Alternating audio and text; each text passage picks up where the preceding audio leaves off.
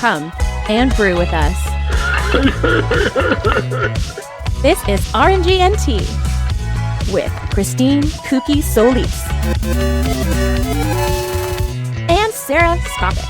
It's locked with your random sips of life and gaming. Hello! Again, this is RNGNT. I'm Christine Solis, aka Cookie, and I'm joined by Sarah Skopic. How are you doing, Sarah? I'm doing better now, especially since I started listening to Taylor Swift's new album. Oh my gosh, it is so good! Taylor Swift, folklore. Oh, I needed that after this day today. It was exactly what I needed. Exactly. I didn't even know that was up until I was like looking through YouTube, and it's like premiered 38 minutes ago. I was like, what? New Taylor Swift? Yeah. Yeah, it wasn't until Latasha posted on Facebook. I was like, wait, what? So yeah, that was an immediate listen to. I haven't technically listened to the whole album, but I will, and I will probably buy it. It's good. So yeah. Yes. Anyway, that notification that you just heard was a follow from our Twitch viewers, Volkai. Thank you so much for the follow. We stream our episodes live on twitch.tv/RNGNT. We don't have a set schedule. Mostly it's like the last Friday-ish of every month. Yeah, last or second to last. You can check us out on our social medias. Again, RNGNT, Facebook, Twitter, Instagram. Mostly Twitter, Facebook. So, oh, and Discord. Join our Discord. Yes, join our Discord. We have lots of cool people, so come say hi. Yes, and we like to listen to the chat or read the chat and also talk about whatever the chat is talking about, like Carlotta saying that the drugs are kicking in. What? That is a chat. Anyway. Yes. And the podcast is available on every podcast platform: Apple Podcasts, Google Podcasts, Spotify. It's been a while since I even checked it. What else is there? Stitcher. Yeah, That's Stitcher. right. That's the one I always forget. Just make sure you leave us a review. We did get one review. Again, it was a 5-star review, but no words. We want to hear some words, even if we're bad. I want to read these words. I want to read it. I mean, I love the stars, but I need to read things, people. Come on. Exactly. Anyway, so there we got some updates. We do have Rolling in Stress, our Alien RPG tabletop thingy, will be this Sunday, July 26th. It will be at 5:30 p.m., 8:30 Eastern Standard Time as usual. I think that's correct. Yes. I forgot where we are. I think we're like all awake and our ship is still in the middle of space. Yeah, it's still bad news bears. Let's just put it that way. Yeah, that's true. Oh, Carla says, no, I mean you're dancing without music. It's like when the drugs kick in. Oh, that happens naturally. Always. All natural. The hyperness is all natural. Anyway, today we have a special guest. It was short notice because Lloyd jumped on his nuts, like saying, hey, we need this guy on here. I'm like, okay, sure, short notice, ask him. Yeah, it was pretty much a tell, this guy's coming today. And I was like, all right, glad it's a good person. Otherwise, I'd be a little concerned. Yes. We hired him. He was my boss for like how many years? 6 years, since 2014. He's the greatest. I miss him, and we haven't really talked much, but he's the greatest. As you all know, it is Nate Bender. How you doing, Nate? Hello. Hi. How are we all doing today? Doing good. We are making it through. Yes. Thank you so much for joining us. Were you even thinking of being a guest on our podcast? Is that in your bucket list? Waiting to be asked, honestly. Really? Yeah. Aww. Oh, I didn't want to bother you, but Lloyd's like, okay, I feel bad, and I want him to feel that he's still part of us, and etc. I'm like, okay, Lloyd, jump on his nuts, go for it. I'm so glad social awkwardness ruled the day. I didn't want to bother you. I didn't want to bother you. Under the bus right now. Well, you always need somebody who does that. It's important. Well, thank you for having me. I appreciate the invite, even though it was short notice. I get it. I was the last person you wanted to hear today, but I'm glad to be here anyway. You stop that right now.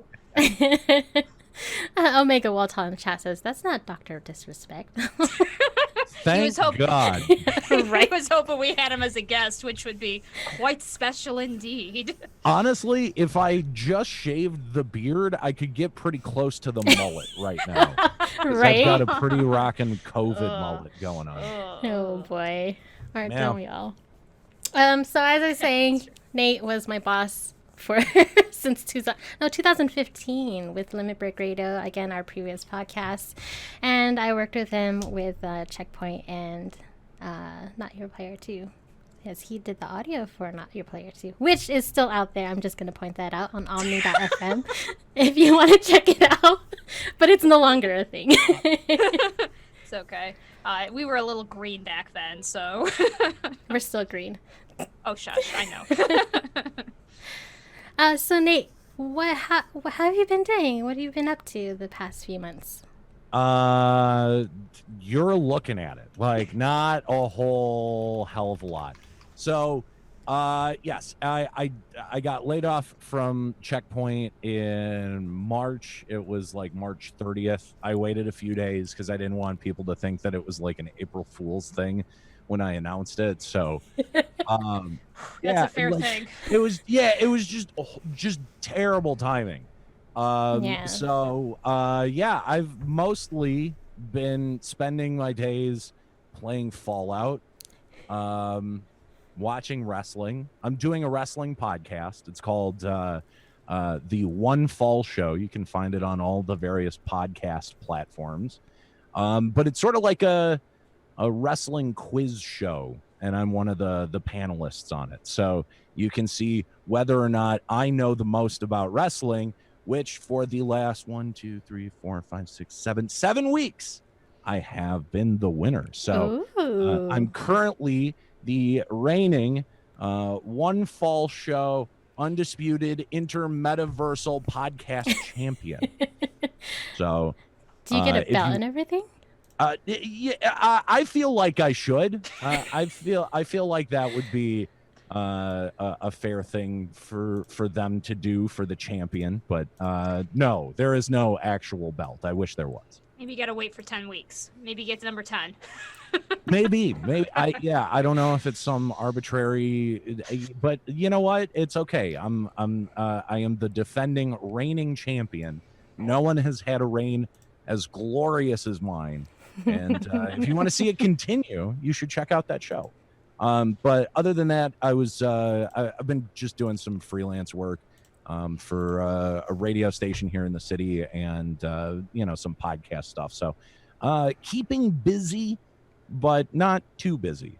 Yeah, that's good. I mean, you deserve it. You've worked so hard for so many years, as far as I know. For sure. But going into something that you like to with wrestling, I know you were into wrestling, but now that you're actually watching it almost every time it comes on, how's it been? Do you like the new stuff that's been in here? Like, I know with AEW out there, and I'm gonna be honest with you.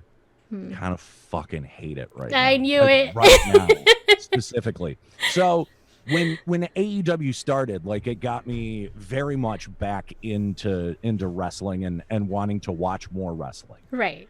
And like I had been watching WWE on and off for a little while. It was actually since Xavier Woods got us tickets to Raw, and we went and had a fucking blast. It was so fun. It was so much fun.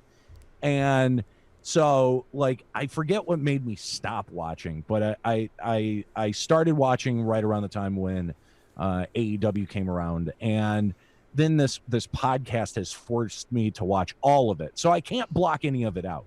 And there is definitely some certain, like, Extreme Rules, like past weekend or two ago was ridiculous. It was so dumb. With the eyeball and everything. Yes, everything was bad about it. It was, and the thing is that, like, AEW is guilty of perpetrating some really stupid wrestling as well. I hated the football field match. I thought it was really bad. But when you compare it to what WWE is doing, it's like, I so prefer what AEW is putting on. Even the bad stuff is so much better. but like it's actually got me to watch some New Japan and some Impact as well. And there's like I'm finding like specific wrestlers and talent that I really like. Eddie Kingston, who was just on this past week's Dynamite. I'm becoming a big fan of his. I was becoming a fan of Kenny Omega until I really started watching AEW. And now I'm much more interested by Lance Archer and Brian Cage. And then there's a bunch of people in WWE that I really like as well. Cesaro and Shinsuke, I love that pairing. I think that's a great tag. I love them. Yeah, and they're so good. And they're so much fun to watch. I just wish WWE would do more with their tag division. And then I like Drew McIntyre as the champion. I think he's a really good champion. But there's also there's just a lot of shit that is just really bad. Yeah, I know. Yeah. I've noticed. So I only transition and watch them on Twitch now. So oh, okay. Since there's like so many wrestlers going on to Twitch now, and it's true. It's yeah. ridiculous. Well, I guess AJ Styles is going to have to go to Twitch. No, now he's that, already on Twitch. Yeah. Well, but he was on Mixer before. Yeah. But he's already on there. He like moved all of his Mixer community into Twitch. I was like, that's interesting. A lot of people going back on Twitch. So. Yeah, well, they're gonna have to. There's not much of a. I mean, where are you gonna go? What are the choices you? Yeah, some try Facebook. Get out of here. That's for MLMs. That's not for Facebook gaming. I really like the only people that use Facebook gaming are people who feel somehow wronged by Twitch and who can't go back to Twitch because they've been banned. Or they were just given money, like Ronda Rousey or Mrs. May. Well, yeah. I forgot that was a thing. Yeah. Logic too. That was weird. Anyway, sorry. Yeah. But yeah, no. Wrestling is interesting. I mostly it's been fun because I've been hanging out with my old friend Will, who some listeners will remember as one of the co-hosts for Refresh, and we'll end up hanging out and watching these fucking WWE pay-per-views and just like laughing our balls off at them because they're so bad. Like, what else are you gonna do? Like, you can't really like take it seriously. So. No, especially when we're in a pandemic. So I get it. Yeah. So, are you gonna be streaming again sometime since you've been out, or? Yeah, probably. So the main thing that has kept me from just firing up streaming again is the fact that my main computer, my big computer, died. I think the CPU is overheating. So I'm trying to like see if I can beg, borrow, and steal another computer from someone and just throw a capture card in there. Just so to try to get something up, but that's really been the main challenge right now. Has been the streaming computer component of it. I mean, I could, I guess, put Streamlabs on the computer that I game on, but I feel like that would put a lot of strain on that computer, and if it goes, then I have no computer. So. Well, that's good to so hear. hopefully soon. No timetable, but it should happen. Would it be under LBR and Nero or Nate? I forgot what was your name on Twitch. It's been so long. Nate Benderama. No, but I don't know. It might be under Nate Benderama. It might be under another account that some people might know me from. So. Starting fresh. Yeah, no, not starting fresh. That's not starting fresh. Okay, gotcha. Misunderstood. Sorry. Well, since we have Nate here, we're gonna go on to some hot topics because we all there was a lot of hot topics. There was a lot of stuff that happened in the past month. There's a lot of stuff that happened today. Yeah, and today. Yeah, exactly. Gosh. Just this week. I haven't even watched through all of that Xbox stuff that happened yesterday, and I didn't go through the PlayStation thing that happened last week. I forgot. Yeah. That's okay. That's okay. Anyway, first things first. We'll start with the whole military on Twitch. Oh, thank you so much for the follow, Fus Rudashian. Fus Rodashian. got a Skyrim over here. Oh wow, a wild Nate. Yes, a lot of people are coming here just for Nate. See, Aww. we should have had Nate here a long time Loved. ago. People miss Nate. It's true. Anyway, so the first thing we're going to talk about is the military on their Twitch. You've all heard about Army Esports. Was banning people for people mentioning war crimes on their stream, and now they're saying that it's a First Amendment violation. What do you guys think about that? I find it interesting. I didn't really know what to think about till I read more into it. But there is we're right now kind of in a weird point with everything right now, where government officials are using private company, social media to present things. And where is the line? Welcome. I mean, we all know our president loves using Twitter more than anything in the world, on his private Twitter account, by the way, because there is an official presidential Twitter account. Yeah. He refuses to use it. And so there have been tons of wondering about that. One of the main things, according to what I was reading, that's really important to keep in mind is there was a federal judge who ruled that the president was not allowed to ban people from his Twitter page because he was a government official and because it would have violated First Amendment rights. And so that, I think, is what they're kind of using for this situation, since the military is a government institution. Mm-hmm. And it's Twitch, not Twitter, but still. But the idea of banning people for something they are saying on Twitch, especially since right now it's not even like the people who are commenting are necessarily breaking Twitch guidelines. So I think it's interesting. Twitch has not really been willing to make a statement on it. They're just saying that people are allowed to ban whoever they want for whatever reason, but that doesn't necessarily give a very clear answer. I don't know. I think it's interesting, and I think there is some merit to it just based on justification in the past, but I don't know. It is a weird topic. Very, very weird. Nate, what do you think? Yeah, it's definitely interesting. So yeah, I think you're right that it's the same basic principle behind the president not being able to block people on Twitter. And so the Army backpedaled very, very quickly. And what I think is really funny about this was the notion that people were going in there with the mission of getting banned, right? Like it's sort of like the Club Penguin challenge, where you log on and see how quickly you could get someone to ban you. Yeah. And basically all you had to do was go in there and say, hey, what's your favorite war crime? And you were done. It did not take long. No, I will it didn't. say. And people got really creative and very clever with it, and it was really funny.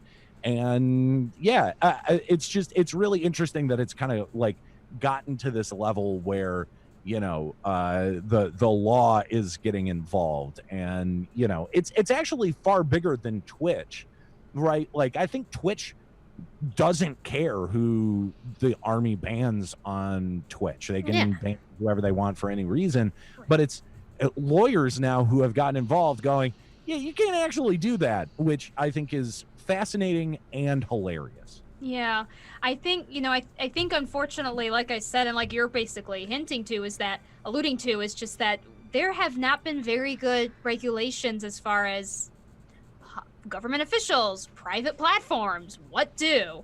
And you're right, it's a bigger issue, and we're kind of asking for, at this point, for a bigger line to be drawn, and maybe it kind of needs to be. I don't know. What I think is really also really interesting is, I was approached by the Army out at, I think it was the 2017 or 2018 Esports Business Summit. Yeah, I remember. And, the guy was really nice, but, he was also pretty honest about wanting to use it as a recruitment tool and, a way for, younger kids to see Army service more favorably. And, it made me very uncomfortable at the time. And I remember he asked me something which I thought was also really interesting. He goes, like, how do you think people are going to react to it, like the Army being involved in esports? And at the time I said I don't know, because I was really uncomfortable, but I also, it was like one of my first real professional situations where, like I wanted to try to not, blow any opportunities or anything. So I was trying to be open-minded and all of this other shit. And, I told him, I don't know, and I didn't. And what's really interesting is how the gaming community has reacted to this. And it's not been good for Army esports. So I that's also been, something that I think is really interesting, because I think that there was a chance that could have gone either way. I don't know if it's specifically the pandemic or the person who's running the government currently that has to do with, maybe some people being a little bit more critical of something like this. But I think they made the decision to get involved at the wrong time, or become more visible at the wrong time, certainly more accessible at the wrong time. People have a lot of time on their hands, and they seem to be expressing their opinions a little bit more freely. So I think this has been definitely an interesting case study in the demographic makeup of gamers, because there's a lot of people who will want to tell you gamers are really conservative, and I think to a degree that's true, but there are also people who want to be like, well, gamers are really liberal, and I think to a degree that's true. I think it's there, everything, the truth is is somewhere in the middle, right? There's gray areas to this kind of stuff, and just the fact that it didn't end up getting brushed over or ignored is really fascinating to me. Yeah. It is interesting. With everything coming into Twitch, I think Twitch needs to focus a little bit more into like guidelines with like government officials and musical artists, like Logic joining Twitch. I think Twitch just needs to focus a little bit more into what's going on their Twitch, instead of bringing people onto their Twitch platform. Right. Yeah, that's definitely true. I mean, we're kind of past this point where they can kind of lift their hands up and be like, you guys just go play. There's guidelines that started for a reason, and unfortunately, as much as they want to kind of be free of it, they're gonna have to make some hard choices, especially like you said with government officials and certain celebrities. Absolutely. For sure. Omega Welltall in the chat saying gamers are people across many demographics, which is true, although there is a lot, and I have to tell you, a lot of money being poured into so much money trying to figure out what that demographic makeup is. Welcome. Where the majority of people lay. Like, all of these different sort of demographic points about gamers. It's now a demographic block that is being focused on very, very intensely, not just by, esports companies or, but like major media companies are targeting gamers as a demographic block. So I think it's actually really important to know how valuable you are right now to these major companies. We are valuable. Yeah, and they're just finally kind of taking their heads out of their asses to figure that out, to be honest with you, because I think it was so easy at first to limit the gaming demographic to such a small population, and then suddenly, boom, actually gaming can be so many different kinds of people like gaming. I do think that while I think we're important as a demographic, I personally feel that a lot of failure is this idea that there is a very specific demographic of gaming now today. I think back then, like I said, it used to be smaller. I think nowadays, there needs to be some accepting the fact that it's almost most of the population at this point. If you play cell phone games, you're a gamer at this point, no matter despite what the hardcore gamers want to say. Just so many people are open to games. It's just become a part of our, I don't want to say culture, but it's here. I don't know. Yeah. They haven't streamed in like 15 days checking on their Twitch, so we'll see what goes on there. I don't know what's going to come of it, but we'll definitely keep a eye out on that. Other news. The big news today was G4 TV is actually coming back. What the heck is that? First, we had the Venn announcement that first came out. It was basically a 24/7 gaming channel, but it was supposed to be like G4 TV. And then G4 TV was like, hold up a second. We never stop playing. We're coming back 2021. What the hell? Which one would you watch out of the two? So I have a confession to make. I didn't really watch a lot of G4 growing up. No? No, I didn't. I honestly didn't realize until many, many years later like what it was. So yeah, I don't know. Maybe I should do a blind test. Just try them out both and see which one I think is better from having no prior experience. You should look up their. Are some of the stuff on YouTube available? I don't remember. Are they? Maybe no. I don't know where their stuff is available right now. And I shouldn't say I've never watched them. I've definitely seen clips and probably parts of shows, but I can't name you a show and I can't name you a host. Like Attack of the Show. Yeah, I can't name any of that. So. I mean, G4 did make one legitimate star, like one legitimate famous person, and I'm blanking on her name, but she was the Olivia Munn. Olivia Munn. Thank you. Oh, see, I know her. Yes, but I don't but know. You her don't from know G4. her from G4, but No. I think that's where a lot of her career had started. I don't know what she did before that, but that's where I learned of her, and then she started acting in movies and TV shows. Yes. What's interesting, because Slasher is reporting on the G4 comeback, that Comcast is the one who still owns the property. Yes. But it's going to be led by Spectator Gaming president Tucker Roberts, who oversees Comcast Esports Org's T1, T1 League of Legends, and the Philadelphia Fusion OWL team.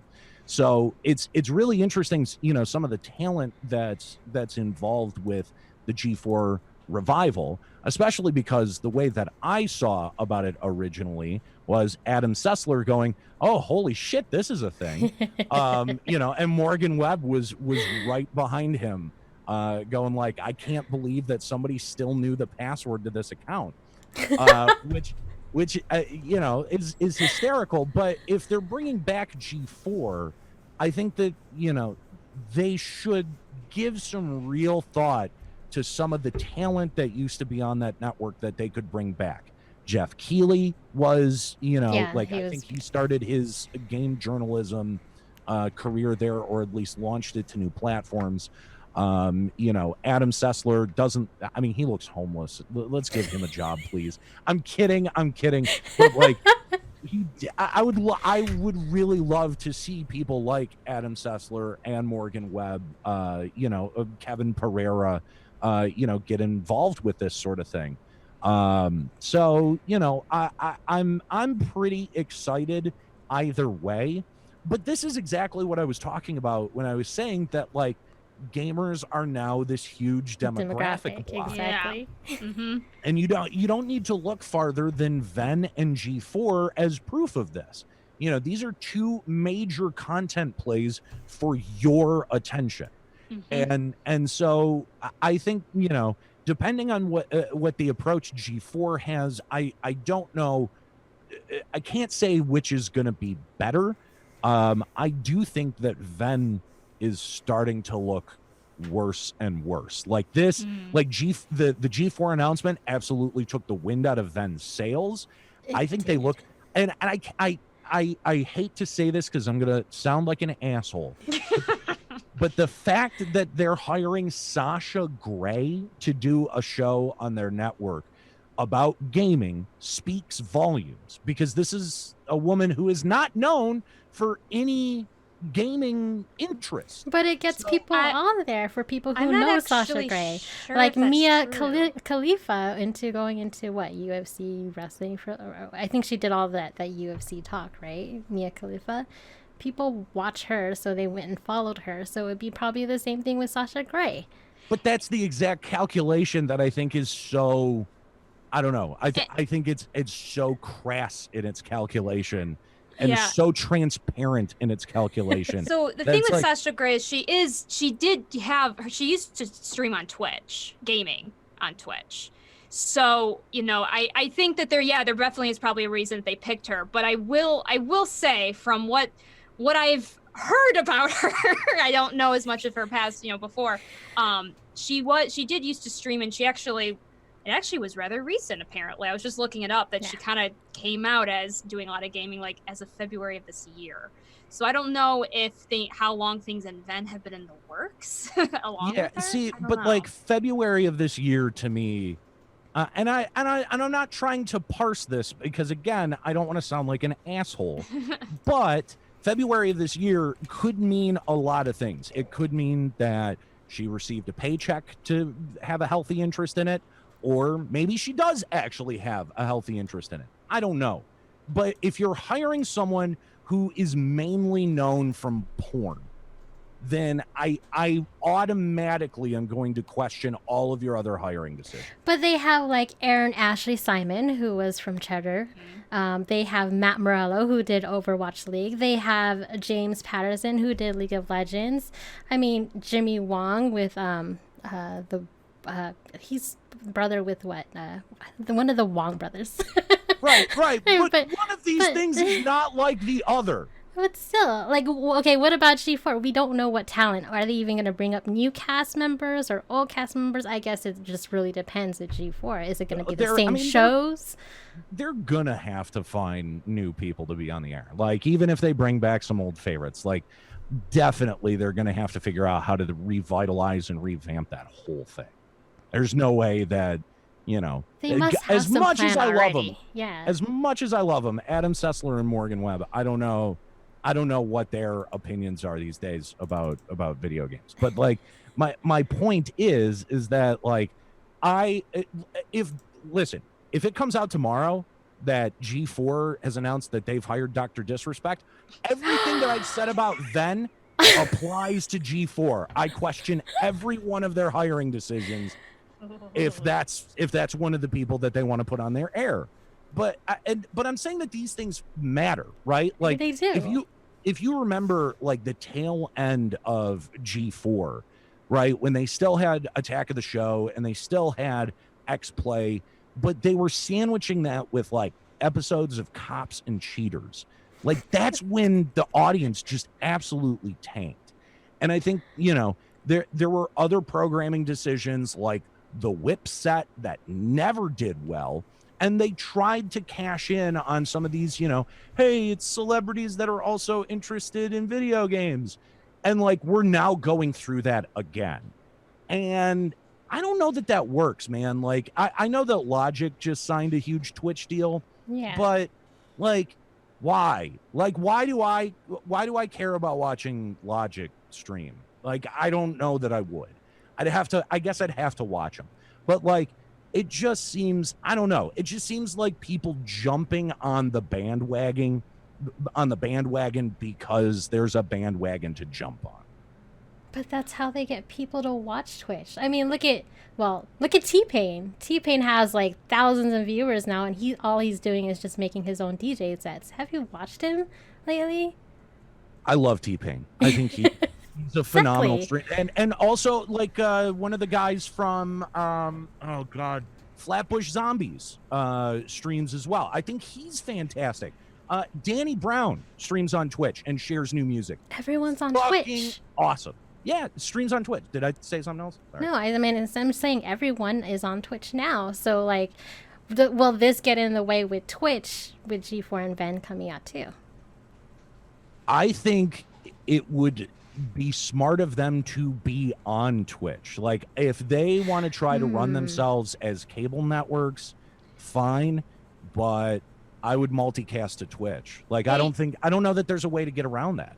They did mention, part for Venn at least, they did mention that there will be some special content on Twitch and also uploads on YouTube. One of their plans is also to basically work with other streamers to basically pay them for almost taking it sounds like they're like taking sections of maybe their own streams and putting it as part of a show. That wouldn't surprise me. I'm not exactly sure how it works. They were trying because people were asking about, whether they would be going against other streamers, and they were saying, no, our hope is actually to bring streamers on, not necessarily even to take them away for what they're doing, but to like kind of pay them for content to be added to their show. Not sure how that will look, but that is something they've said. I'm willing to bet that there's going to be a Tosh.0 like show on probably both of these networks. So that's one way to do it. But I mean, 24 hours, 7 days a week is a lot of air to fill. So because that's what it sounds like Venn wants to do. I would imagine that there's probably going to be, 2 hours of someone who's like mildly famous, streaming that they'll clip and use on their network. And they'll probably pay people for that content. So, it's not, listen, I'm not saying it's a bad opportunity. What I'm saying is that there's a lot of corporate interest moving in on this area, and it's going to start squeezing opportunities for normal streamers out. Even if your show is being included as a clip, the fact that Sasha Grey got a host slot instead of insert any name here, that's been on a platform like Twitch and building their audience organically without having to take 3 dicks in the ass at once.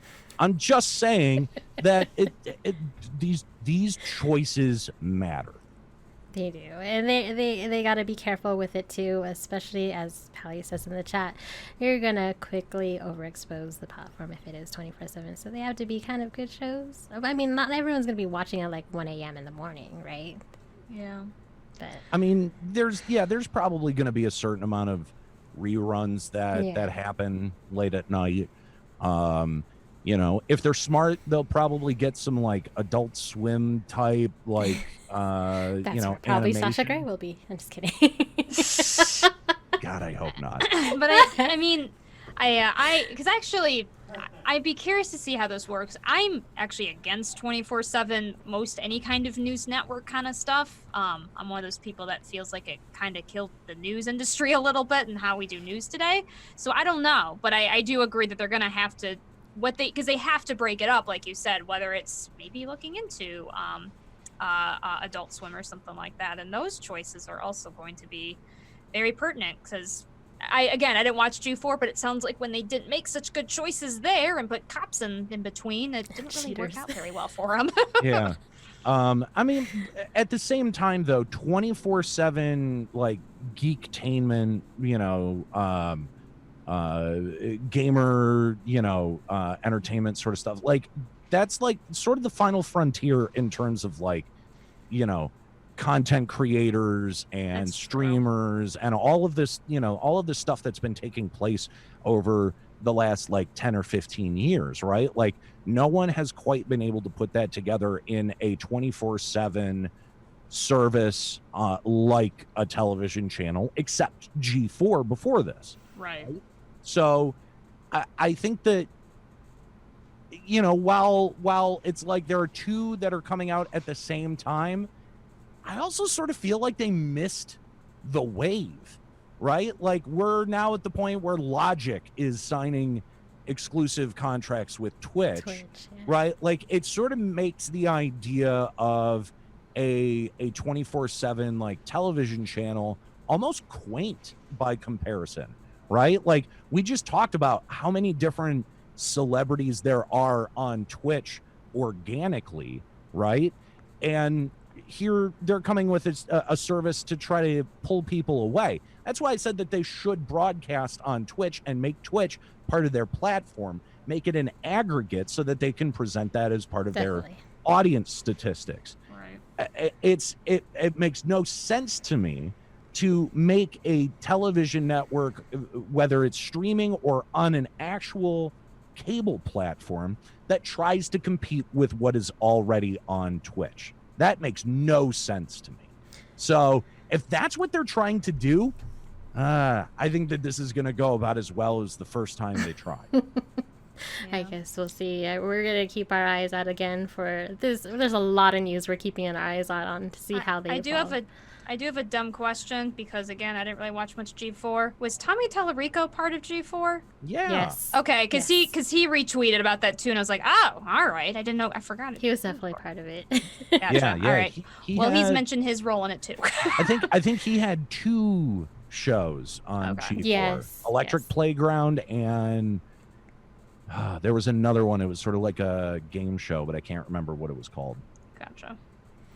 Guess we'll see.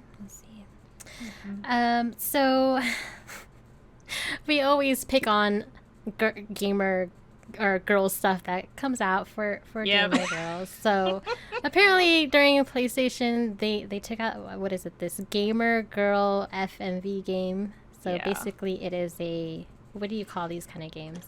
So I think they're all just called FMV, but they're kind of visual novel-esque because it's meant to be choices and not necessarily like strict, gameplay kind of thing. Choices mattering and the multiple endings and stuff. So I would call it an FMV visual novel. Okay, so basically you have a gamer girl who streams, obviously, and you play the moderator of her stream, and you go help her out with her stream, I'm sorry, not Twitch, with her stream, and give her, you become friends with her, texting her offline as well, and you help her go through these amazing real life choices, such as meeting up with a stalker or meeting up with stalker ex-boyfriend apparently. Exactly.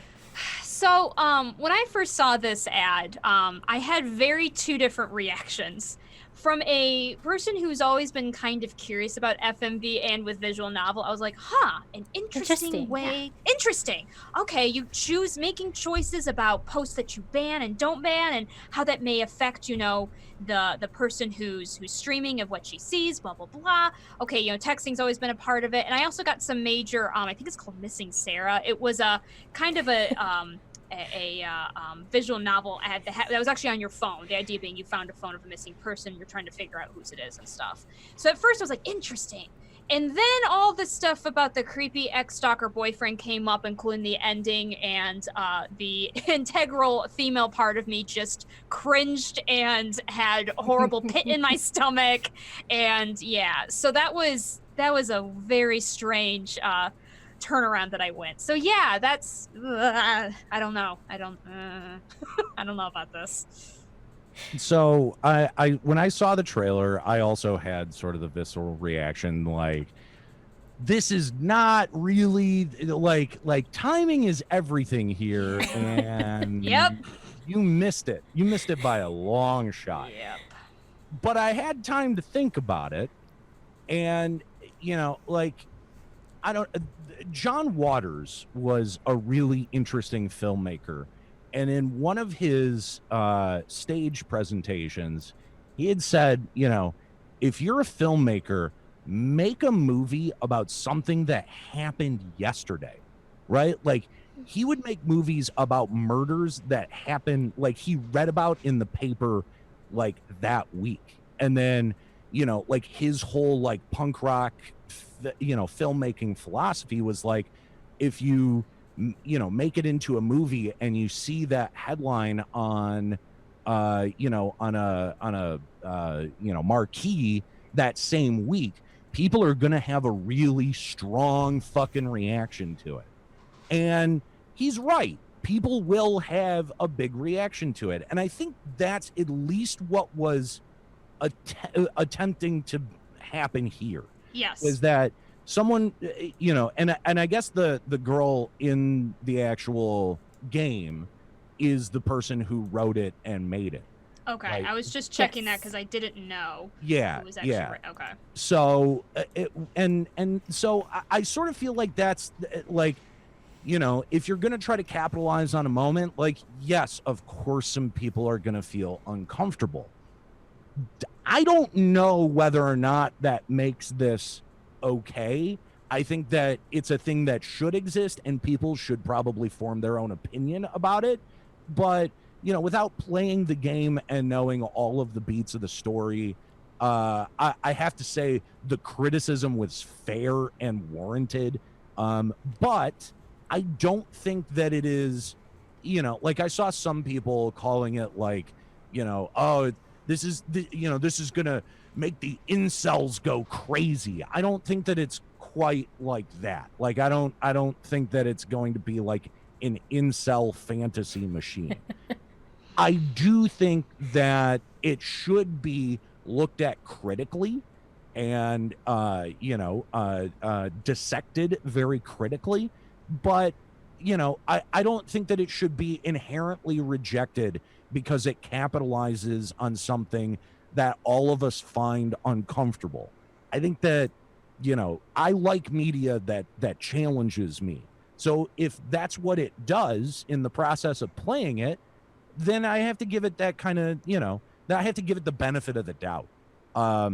So I think a lot of the early reaction to it may have been a bit unwarranted. I'm not trying to defend the game by any stretch of the imagination. I just think that it's a specific philosophy that not everyone is going to react to very well, and that is actually by design. Right. Yeah, it's... What is the words I'm trying to look for here? I think, I was wondering who actually did write it. I didn't know if it was the lead, I guess you'd say actress. And that does actually make me feel a little bit better because the way that the advertisement went, it didn't really feel that way. Because one thing that I harp about this whenever I watch any movies, the few that I see, especially the few like superhero movies we've seen that have been directed by women and how different they look versus superhero movies with women directed by other men. And one of the things that worries about me is this has actually been an issue with a lot of talking about misogyny in games, but I think this also could apply with other marginalized communities, is this idea of we need to show that the trouble we've been through almost a weird like violence glorification way. And I think that's why this, especially that ending of that trailer, made me kind of visceral reaction. It's hard to tell because we don't know the full game and how much they show, but there was just a little bit too much of we need to show all of the disgusting, scary details of what can happen to women when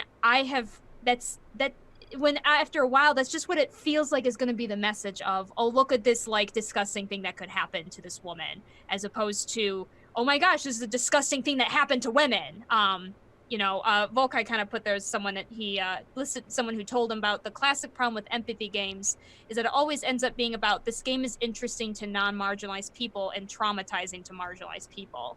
And I think that's kind of what I'm afraid of with this. I think I wanted to spark a discussion. I think I have found too many times when it ends up being just exactly as that describes. Yeah, and I think that that's fair. Anyone who's been through a traumatic event, I think can say the same thing, is that, there are certain themes in movies and TV shows and games that make them intensely uncomfortable that, people who haven't had those same experiences might not have.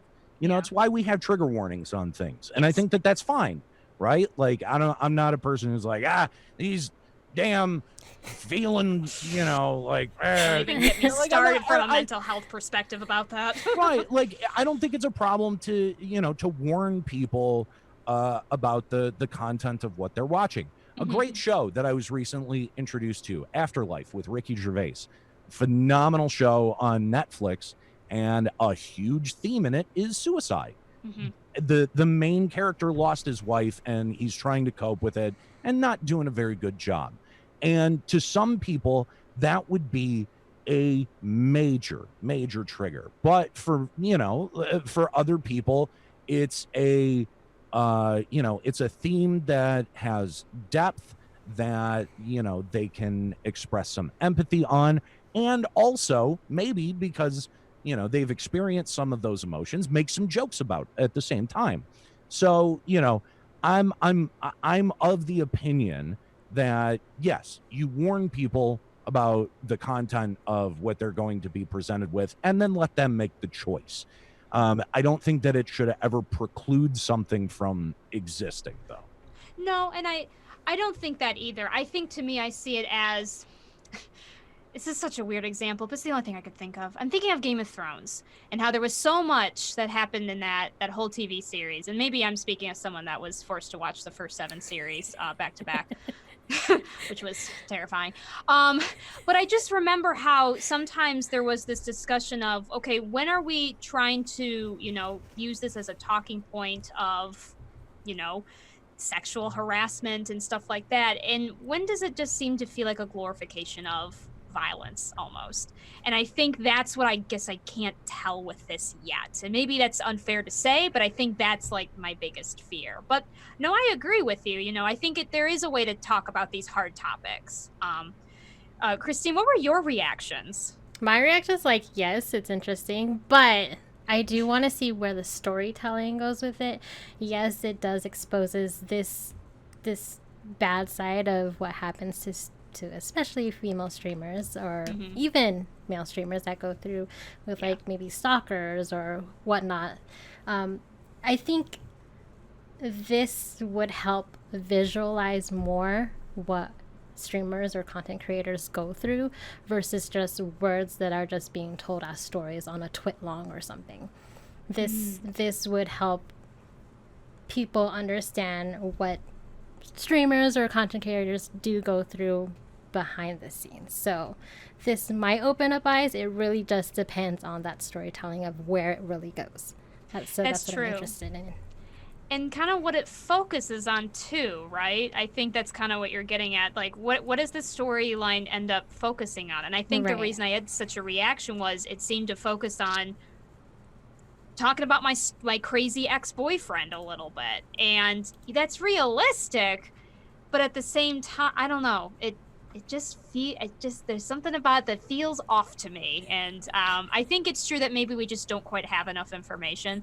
One of the worst pushbacks against it that I did roll my eyes at, and I don't want to get on my soapbox about choice, and how people misunderstand how choices in game work, but they tried to talk about how choices matter, and people are like, oh, they showed this screen about, the visualization, and it shows that there's a choice that, you have 4 choices and they all lead to the same thing. I'm like, buddy, I don't think you understand how this works. But that I thought was a dumb criticism because we don't even know how the game works yet. It could be that choices don't matter ultimately, but it's a visual novel, so they kind of have to a little bit. Well, yeah, we'll see. Anyway, Darkflex says big thing is if there's a romance with the moderator. If so, that will literally kill the game. Possibly. I would agree with that. I would agree with that only because they didn't say whether the moderator has, you have to, choose a gender of the moderator or if it's you, and this is your experience, because that would feel really gross to me. Even as someone that's all about, hey, if I'm a girl, then I'm playing as a romance with a girl. No, that's still, we all know that at the end, it's because they're trying to market towards the men. So that would feel weird. I didn't get that vibe necessarily, No, although I didn't really either. I will admit it was a little, someone pointed out, and I did think it was a little weird that when they show you texting with the streamer back and forth, she keeps sending selfies of herself. That was a little strange to me. I'm not sure if that's a common thing that happens. Thanks for doing a sexy selfie. That was a little strange. But I know they're just trying to get those pictures as much as they can. I mean, let's be honest. They could push it into directions that would get really uncomfortable really quick. Yes. Right? Yes. Streamers doing well. She starts an OnlyFans, and it's like, God damn it! Why? Why do we have to go down this road? Right. It's one of the endings. Skuro, I want you to play this game if you're listening. So. I mean, you would think that they would make it so that people would be able to play it on stream. So. It can't you can only push it so far, right? I know, exactly. I think my favorite, so we had some time ago actually in Discord a discussion of the word simping and stuff like that. And I have some problems with where that term comes from and how it's being used, mostly because I find that people just don't use it the right way, but whatever, that's a totally different discussion. But I will say that someone calling this game a simpulator was the funniest thing I'd heard. That is pretty funny. Yeah. That's pretty good. Again, there's so much things that are happening. Ubisoft has some sexual and rape allegations going on right now. Talk about sexual harassment that we actually I know about here. We're going onto this. And they're saying women don't sell video games. Ugh.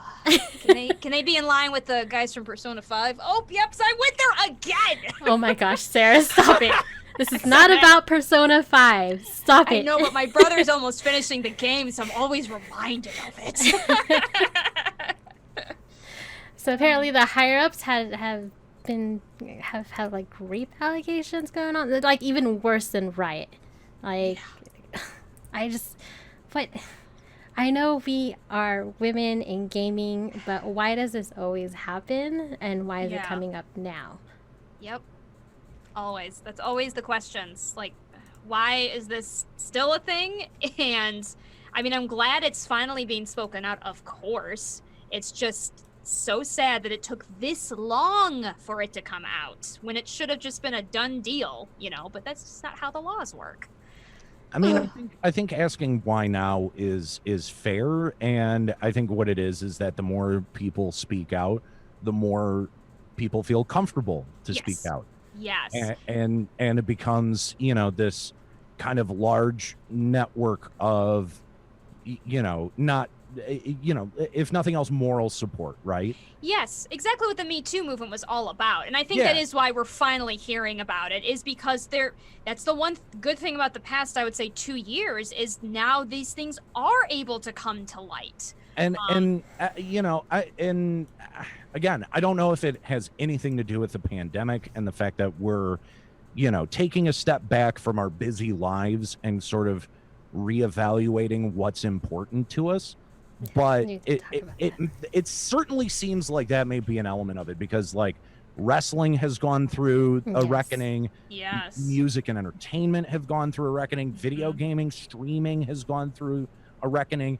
And I think that all of this is good, right? Like, I don't think that it's good that it happened. I think that it's good that, it's being talked about, and, like a venom, it's being dragged to the surface. Yeah, I feel so dumb why I didn't think about this before, but yeah, kind of duh that this is happening now during the pandemic, because so many people are working from home. It's just, you don't have to go to work to see these people anymore. You're working from home. It's just when you don't have safer to now. face your abuser on a daily basis to hear how shit you are. Yeah. Like, it becomes a little bit easier to start building that foundation of like, maybe I should say something about this, and then starting to see other people, come out and talk about it. And, like, I'm to the point, everyone is a piece of shit. Like, Kind of.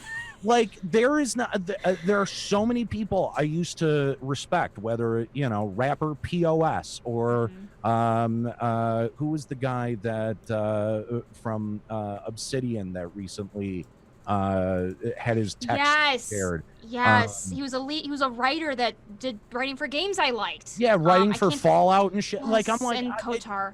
Yeah, it sucks. Like, all of these people suck horribly, and they have terrible behavior. And there's no excuse for it. Now, the question becomes, okay, your shitty behavior has been outed. What do you do? Some people have done the correct and responsible thing and have come out and apologized, not to save face, not to try to save their careers, but to try to honestly build bridges and to make amends. And I think that is the most important thing. But I don't know, these fucking assholes at Ubisoft like really seem to be pushing it to some other degree. I'm glad that people are speaking out about it now. More people should speak out about that kind of stuff. It's terrible to watch, and I've kind of reached the point where it's like, like, don't have heroes, don't have people that you look up to that you don't know personally, that you haven't met or shook their hand, or not just like done a meet and greet with them, you know what I mean? But like someone that you actually fucking know. I think that, at least for me, this has really kind of made me reevaluate the people that I revere and respect. Fuck, comedy. There's not a comedian that I can respect anymore. Almost. True. Kind of, yeah. Sucks. It's, and I think we talked about this, I think, in our last podcast, because there was a huge influx in the gaming industry then, and Ubisoft's just become the latest for now. And I remember mentioning how when the news even last time was coming out, I had this horrible moment where I mentioned on the show where it was like, should I continue with this podcast? Because I'm terrified now, legitimately. As a woman, I've always known that the gaming industry has been, rife with misogyny and all this stuff. And I've been very lucky that at least in most of my gaming experiences, my experience with any kind of harassment has been very, very, very, very, very, very low. And I'm very lucky for that. But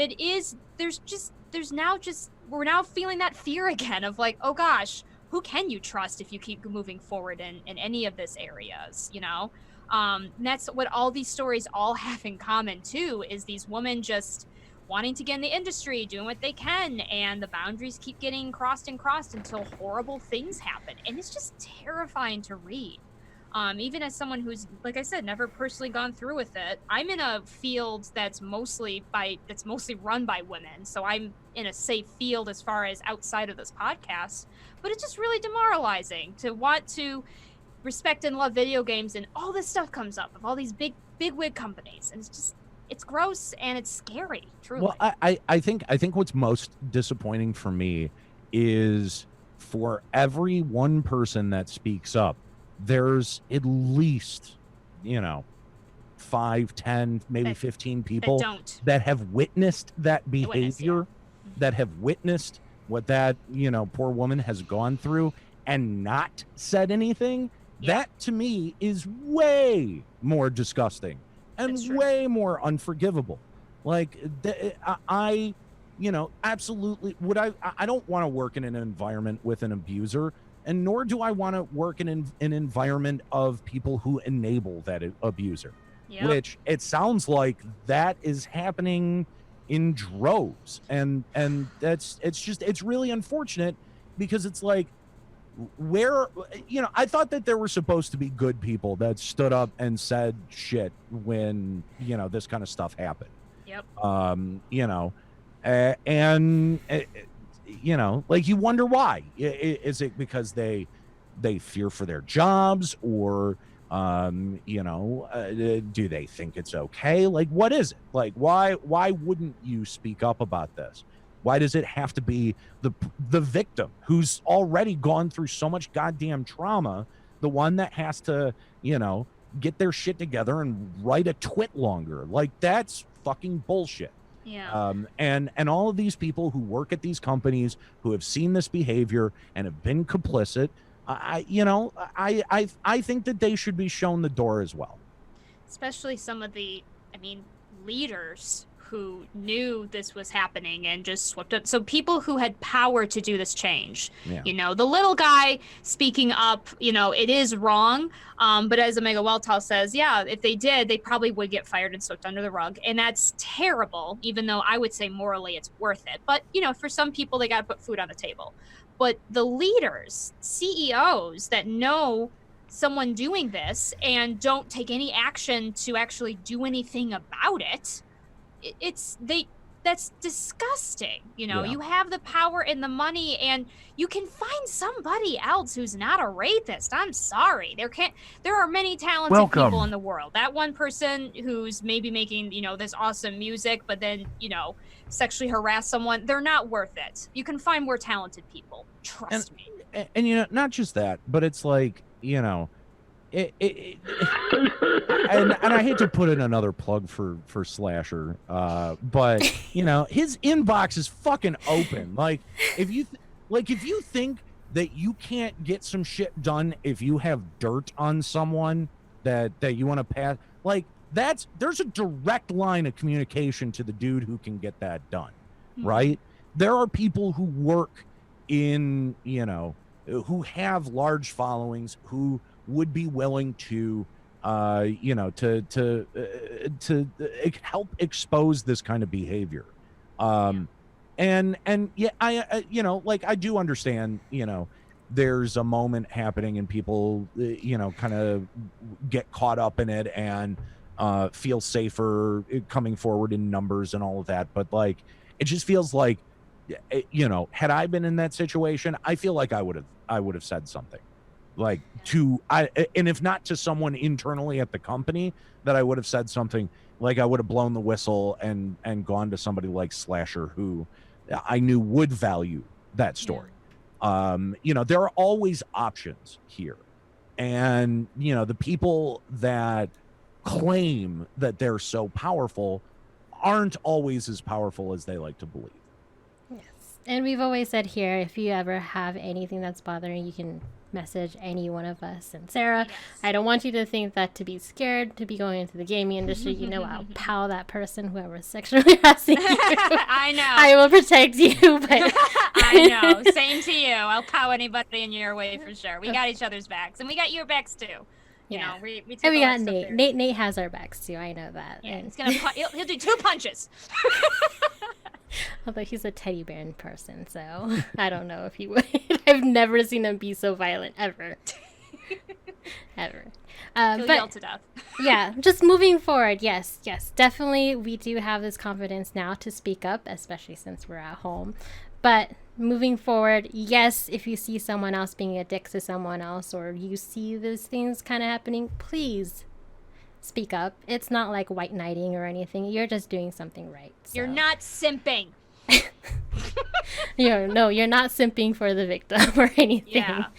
But yeah. And even if someone says that, they're dumb. You can tell them I said that. Yes.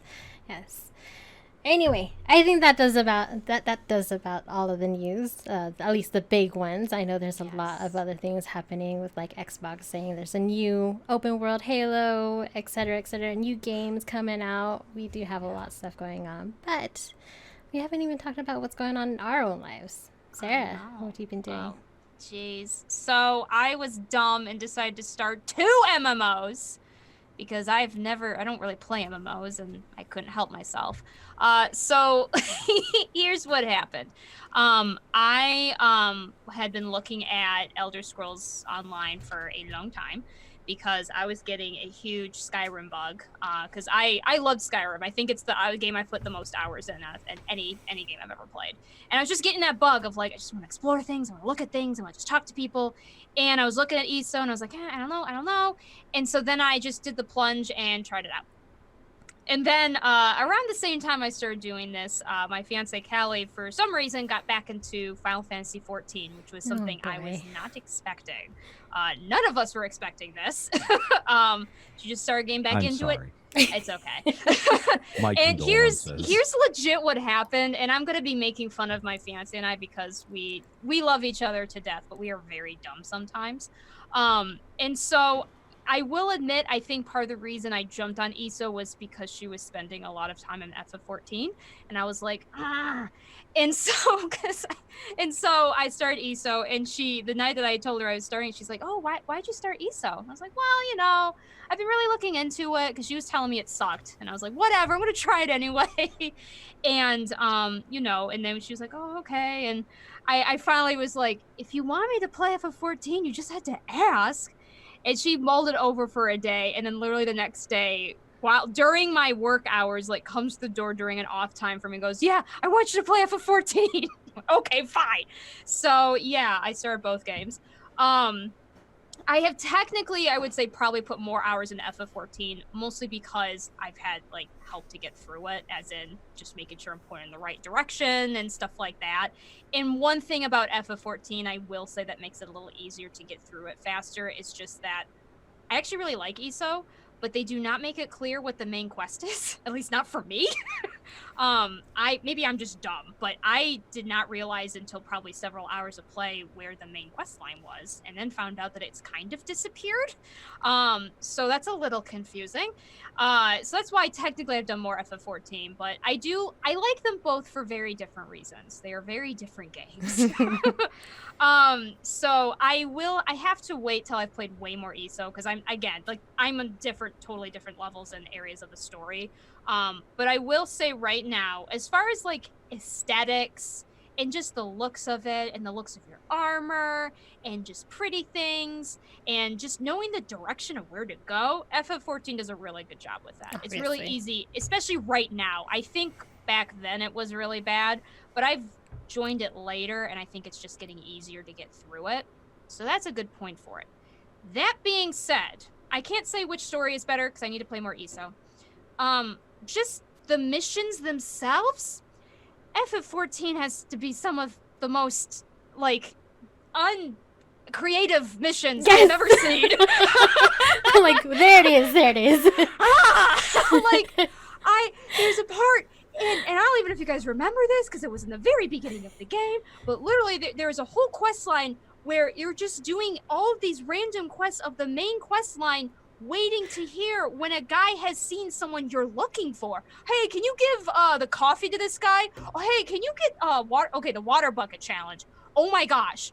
Okay, mission, take the bucket. Good, you succeeded that mission. Next mission, put bucket in water.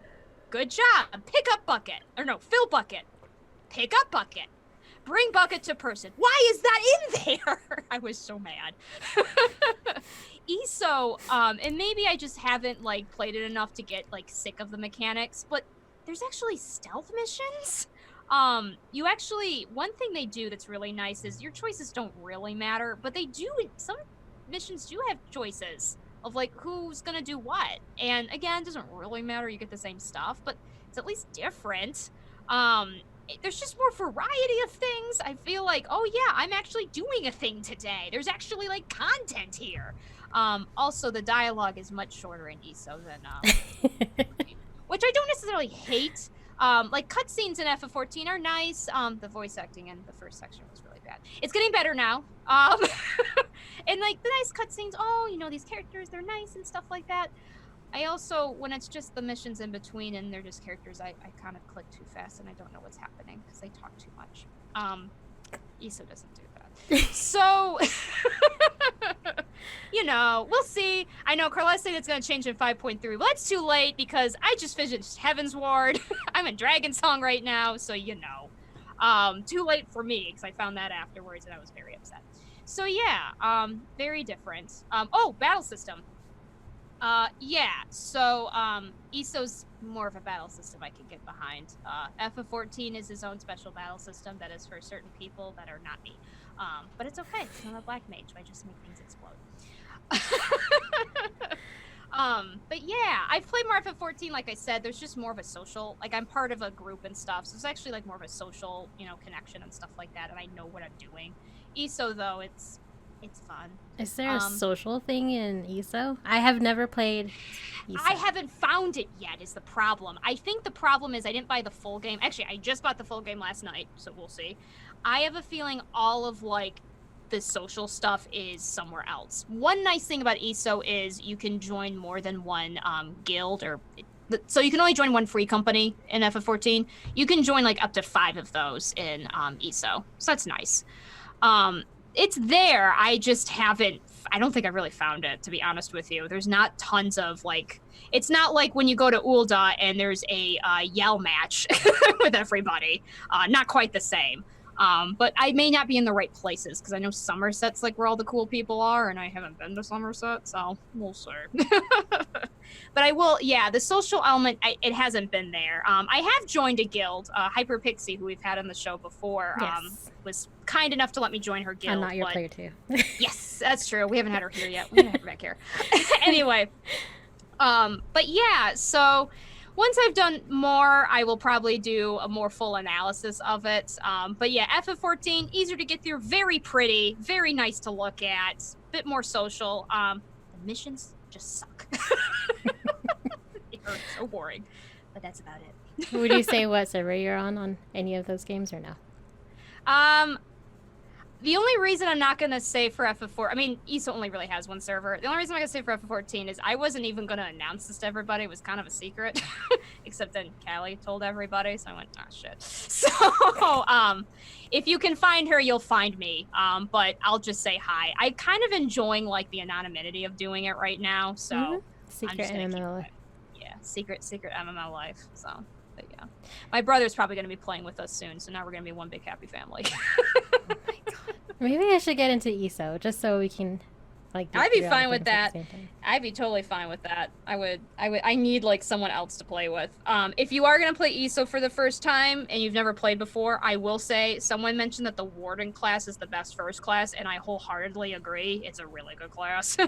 You're kind of a one-man machine. It's pretty great. You can heal yourself, you can do pretty good attacks, and you can wear like medium armor. And you get a bear buddy. Pretty awesome. A bear buddy, like a plush bear or a real bear? No, it's a real bear. Oh, It okay. it kills things. No, not like so. Like yeah, FF14 minions are probably my favorite thing Okay, about yeah, it. I was gonna say, is it like a minion? No, the minions are great. One time, one of the jokes is when I do play with Callie, I'm like, oh, look at this minion, I need it, and she spent a lot of gil to get me the bunny minion. So I was very happy about that. Yeah, Nate's actually smiling and smirking off to the side there. I know you're playing Fallout 76. You hate 14 now. We all know that with the River Radio dying. That is, so both those things are still true. That's fine. But ESO, I know you dabbled into ESO. Are you playing ESO or? So I have exactly 626 hours into ESO. So Really?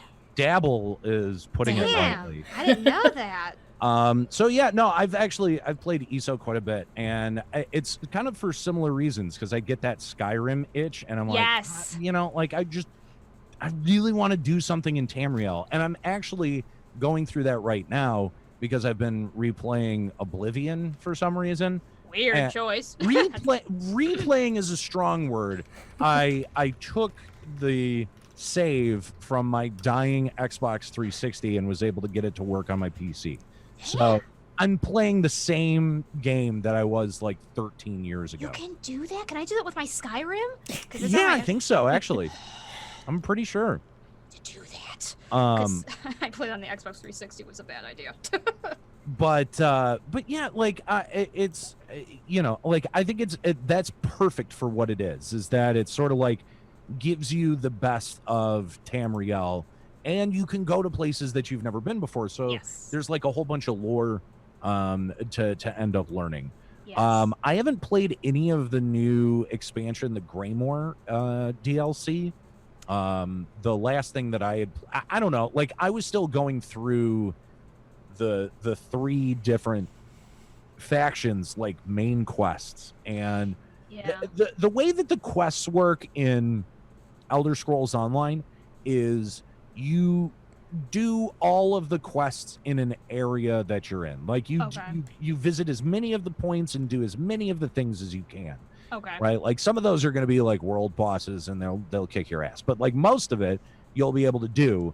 And there's actually like it's somewhere in the UI. There's like a tracker to see how much you've done in each area. Yes. And then you move on to like wherever it's taking you next in the main quest. Because like you'll kind of be able to suss out eventually like what the main quest is from the side quest stuff. Yeah. The one that keeps going. Yes. The problem is I think they've changed some things. So the $20 package, because I just bought that just to try it out, it comes with Morrowind. And that's where I was confused, because when I was on the boat to Morrowind, and so I was doing stuff in Morrowind at first, but it just something didn't feel right. And then I literally accidentally did the start of the main quest line. But then I was reading somewhere that pretty much they've kind of trickled it off a little bit. Like I did as much of the main quest line, and then basically the guy said, okay, do some things and we'll talk later. So it's really interesting the way that ESO has done it. Like the way that, FF14 has one main story that just sort of like goes and like it's linear and it keeps going. Like there are different sections of the main story of ESO that you can kind of do in any order. Yes. Right? Like the main story of the Morrowind Island, you can either like be doing the main quests and end up being directed towards it, or you can just go there and do it. Like and the cool thing about ESO is that level doesn't fucking matter. Like if you want to quest, you go quest, whether you're level 1 or 460. Yeah, like because things because they level with you basically. Yeah, which I do really like. It was all that one Tamriel patch, which is really, really cool. So basically because I've gotten into a couple of different areas of ESO. Like I was never really that social, but yeah, you can have guilds. Mostly what guilds are good for are using the different auction houses. Yes, I finally realized how those work. Yeah, and that's a little bit obtuse and a little bit complicated, but once you figure it out, it's pretty fun. And go ahead. Sorry. And then like mostly what I would say the bulk of my time in ESO is just going around doing quests. Yeah. Because the quests are so goddamn good. They are good. Like they're super good. Like the writing is good, the voice acting is good. Like some of the quests, it's like a self-contained story. Some of them continue on, but like I take it back. I stopped playing ESO because I went to the fucking Dalmore, the elf, that Somerset. Yeah. Well, not Somerset, but like it's before Somerset. Oh, okay. It's like the main elf, and I fucking hate elves. They're the worst, and that has not been as engaging. Gotcha. But I think that it's a really, really good MMO, and like I'm so ready to play another Skyrim. Right. Yes. Like I'm ready to do another playthrough of Skyrim. Like I have it on my Switch, and I've been like, oh man, I really want to boot this up, but I need to finish Oblivion first. Like that's what I'm telling myself. If I can finish Oblivion, then I can have my dessert of Skyrim on the Switch. Yeah, I don't like to say I'm a real ESO fan because my first taste of Elder Scrolls was Oblivion, but I didn't really enjoy it. And then I did Skyrim, and I loved it. And then I tried to go back and do Morrowind, and I'm just too dumb for Morrowind. So that's not really true. It's just that the old system that they do things are things that I'm just not really into. And it also didn't really help that like people who tried to get me into Morrowind were telling me about all the cheat stuff you can do. And I'm the kind of person that's like, no, I just want to play the game. How do I play the game? And I think that's also what's been hard with ESO for me because I have a very small life with MMOs. Every MMO I've played has been with somebody else who knew the game better than me. Every single one. Dark Ages when I was really little that nobody knows about. Tor with my brother. I did Final Fantasy 11 for a little bit with my fiance. Now 14 also with my fiance. And ESO's pretty much the first one that's been by myself. And I think that's really cool, but I think it's also made it slow going for me because I don't have that extra help with some being like, yeah, you should probably think about going this way.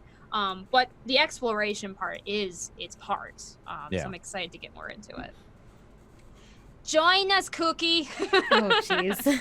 I was just looking at it right now. I'm like, how much is this? Is it crossplay? Yeah. I don't remember if it's crossplay. No. Yeah. It is not. It's not? Okay. You'd have to get it on PC. Yeah. Or at least I have it on PC. I have it on PC, too. Yeah.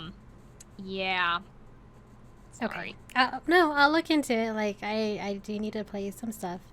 Yeah. I just finished The Last of Us 2, and I'm going into Death Stranding, so that's where my gaming is right now. Yeah. Have any of you played The Last of Us 2? There was a lot of hate for that game.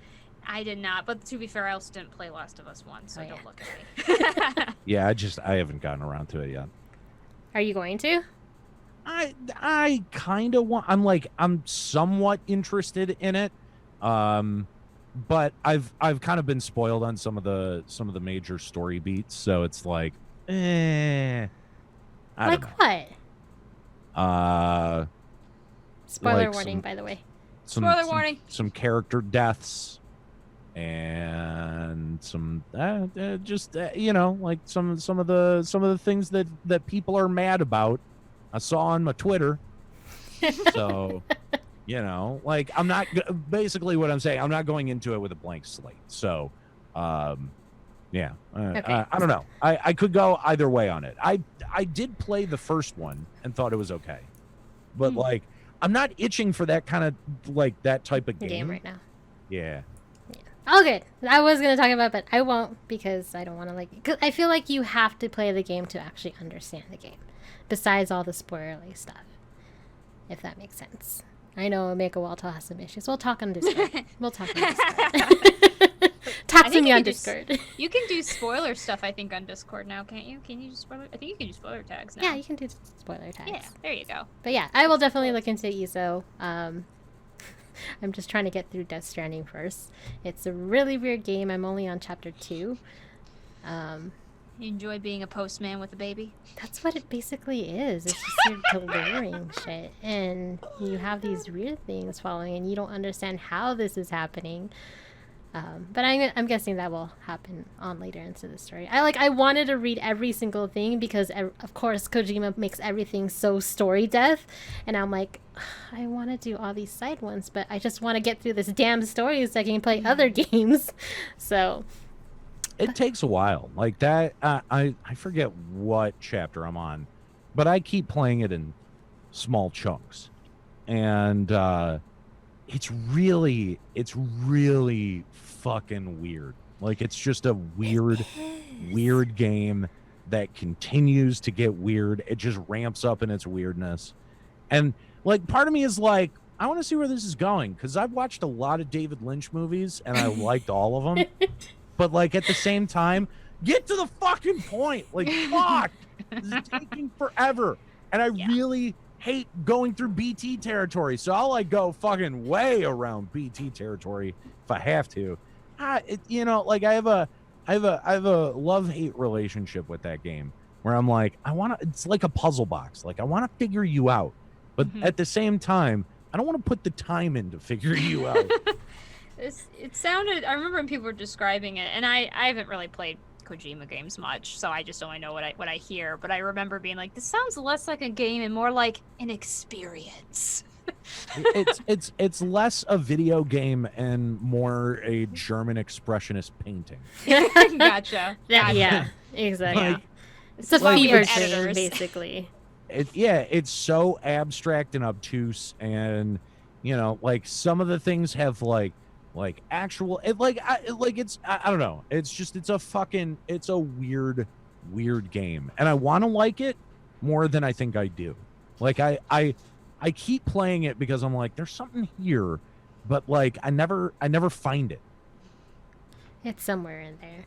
Volkai asked if I was playing 14. No, I haven't played 14, but unfortunately, yes, I'll go back to it just to finish up 5.3, unfortunately, just because of Final Fantasy. But yes, I might dip into ESO too, but I gotta get through Death Stranding. I'm gonna go through it with it. That's fair. One thing at a time. One thing at a time. I still have Hellblade waiting for me to play too. I haven't even gotten through that. There's a lot of games that I need to get through. I have so many games I need to get through. I never finished that one game I was streaming, Plague. I'm still at that one part I got frustrated at, and I keep like, oh yeah, I should probably get back to that. I don't even know how to play. I do have a funny story about the problem with going between MMOs, by the way. I mentioned this actually, I think, in our private Discord chat, and I don't think I mentioned it publicly. This is a funny story. So it just happened to be I did a lot more FF14 this week, just because I was trying to get through Heavensward, actually. And so I think it was Thursday night. Thursday night I was like, gosh, I haven't played ESO, and we're going to be talking about this tomorrow. I should play some. So those of you who know FF14 know that if you're playing keyboard, I actually play controller, but if you play keyboard, your mouse is like selecting things, right? You use your mouse to click and select on something before you do an action. So I get onto ESO, and I load in, and I'm like, okay, an NPC. And in ESO, your left click, mouse click, does not select things. It unsheathes your weapon and attacks. And so I immediately attacked this poor NPC who did nothing to me, this poor Argonian maid, and immediately had my, my bounty up.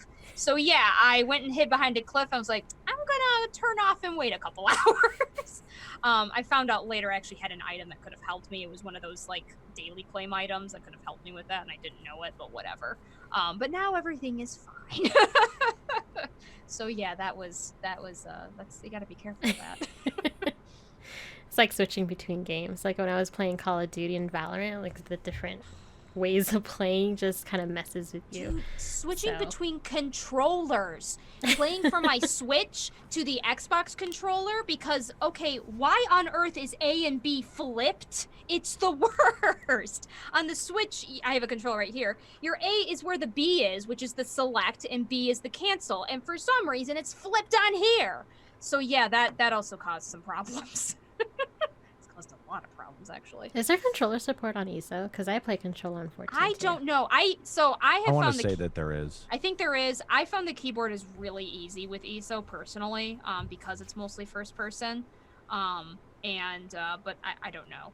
I imagine there is. It wouldn't be hard, because I imagine it would just play like Skyrim does. But I found keyboards easier, so I do it. Keyboard for me on 14 got hard once I got too many abilities, so I switched, even though I was told you shouldn't. But whatever.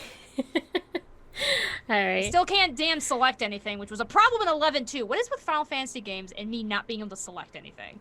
That was a huge problem in 11, and it continues in 14. It always selects the wrong thing. Makes me very mad. Oh, and that thing is dead. I can't kill it now because everybody has killed it before me. And I'm a black mage, so everything takes like 2 seconds of standing still. Great. So yeah, that's been my experience there. It's always funny listening to new players going into 14. I'm glad I wait. It's so funny. I was mentioning how like 11 I really couldn't appreciate that much because it's an older game and things are just kind of different now. But I know if I'd played it back then I would have appreciated it a lot more. It's just modern game, modern things, and it's just kind of its time. 14 I'm glad I waited. I'm not sure if I could have played it back then based on some of the things I heard. It sounds awful. You've been part of the Limit Break radio crew. Just kidding. Yeah.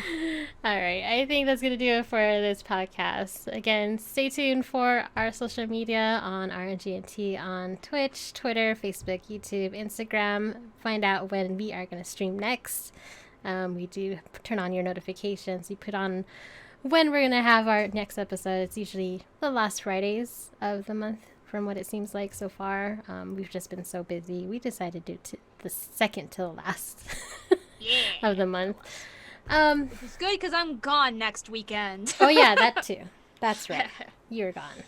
Anyway, you can follow us on our personal social medias as well. I'm at Cookie Persona, KOOKY, on Twitter, everywhere, Facebook. Sarah, where can they find you?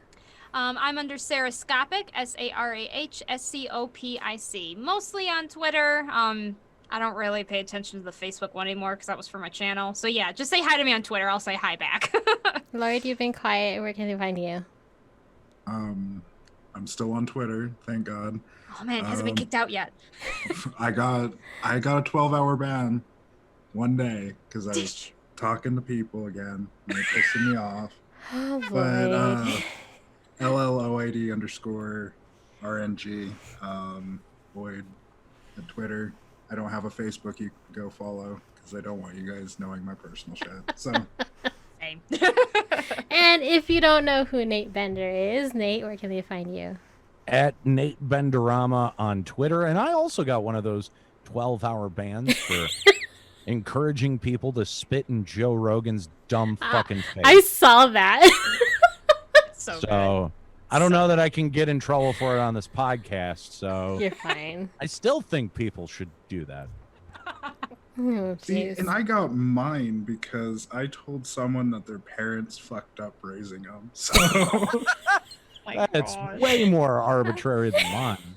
Oh boy. And again, thank you to everyone to the Twitch chat. We've got a couple follows from West2K, Chizuk. Thank you so much for the follows, Carletta. We've seen a lot of old time friends that we haven't seen in here, all because of Nate. I know you guys love I know. Nate. Nate's bringing everybody. I see where your loyalties lie, everybody. Anyway, you should come see our stuff. Enjoy our Discord. We're awesome. Yes. So we stream games. Lloyd streams, Sarah streams, I stream. So come on over whenever you want to. Say hi, at least. But again, thank you so much for staying with us until the last drop, and we will see you next time. This episode was produced by Christine Solis, Sarah Skopic, and Aaron Pillen. Please support RNGNT by sharing this podcast with your family, friends, and fellow gamers and leaving us a review. Intro music in this episode is by Home, and outro music by Stupidoken. Check out both these artists and their music at soundcloud.com. RNGNT and its hosts are solely responsible for its content.